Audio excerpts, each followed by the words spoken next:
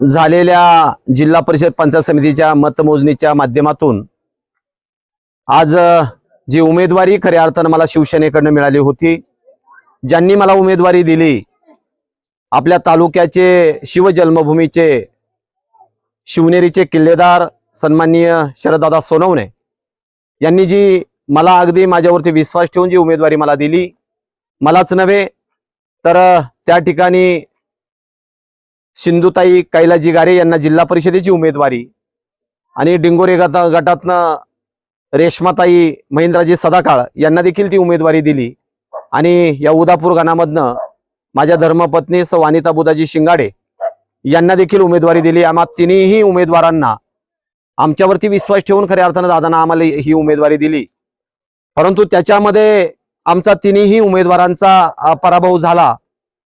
तर तो जो पराभव झाला तो पराभव मी स्वतः मान्य करतो आणि आम्ही तिन्ही उमेदवारांनी आमचा झालेला पराभव मान्य केला, परंतु सर्वसामान्य जनतेने जो कौल आम्हाला दिला, अतिशय न विसरणारा कौल सर्वसामान्य जनतेने आम्हाला दिलेला आहे की खरोखरच मी ज्या सामान्य जनतेने आम्हाला जो कौल दिला त्या सर्व जनतेचं डिंगोरे उदापूर मतदारसंघातील गणामधील गटामधील सर्व तमाम जनतेचं मी मनापासून आभार मानतो आणि अभिनंदन करतो, कारण आम्हाला अतिशय मोठ्या मनानं त्यांनी स्वीकारलं। तर महत्वाची गोष्ट म्हणजे आम्ही सुरुवातीच्या ज्यावेळेस प्रचार दौरा आमचा चालू होता त्यावेळेस असं वाटलं नव्हतं की आमचा पराभव होईल, असं वाटलं नव्हतं। पहिल्या दिवसापासून तर मतदानाच्या आदल्या दिवसापर्यंत ते वातावरण आमच्या बाजूने होतं, परंतु रात्रीतनं काय खेळ झाला, काय खेळी झाली ते आम्हाला काही माहिती नाहीये। वातावरण आमच्या विरोधामध्ये एका रात्रीतच फिरलं गेलं आणि त्या ठिकाणी ते जे वातावरण आहे, मी तर म्हणेल की अजितदादांच्या स्वर्गीय अजितदादा यांच्या सहानुभूतीची लाट निर्माण झाल्यामुळं तो फटका आम्हाला तिन्ही उमेदवारांना बसला, असं खरं तर मला म्हणावं लागेल। कारण की सगळेच उमेदवार टोटल पॅनल टू पॅनल चालले, सगळ्या गोष्टी मतदान आज सगळं समोर आलं।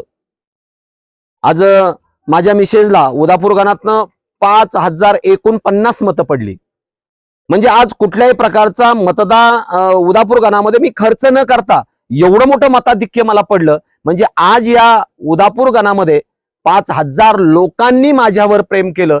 ते प्रेम मी कधीच विसरू शकत नाही आणि त्यांच्या प्रत्येक गोष्टीला मी बांधीलय। असंच एवढंच मी या ठिकाणी खऱ्या अर्थानं आज या ठिकाणी सांगेल। मिथुन भाऊ, आपण या ठिकाणी आलात, आता यापुढे तुमची काय भूमिका असणार येणाऱ्या 5 वर्षामध्ये? माझी भूमिका एकच असेल, प्रत्येक माणसामध्ये मिळून मिसळून राहणं, त्यांच्या अडीअडचणी समजून घेणं आणि अडीअडचणी समजून घेऊन त्यांची कामं करत राहणं। कारण आज 5000 लोकांनी माझ्यावर विश्वास ठेवलेला आहे, त्या विश्वासाला मी पात्र ठरेल, तो विश्वास त्यांचा मी कमी होऊ देणार नाही, एवढंच मी खऱ्या अर्थानं सांगेल।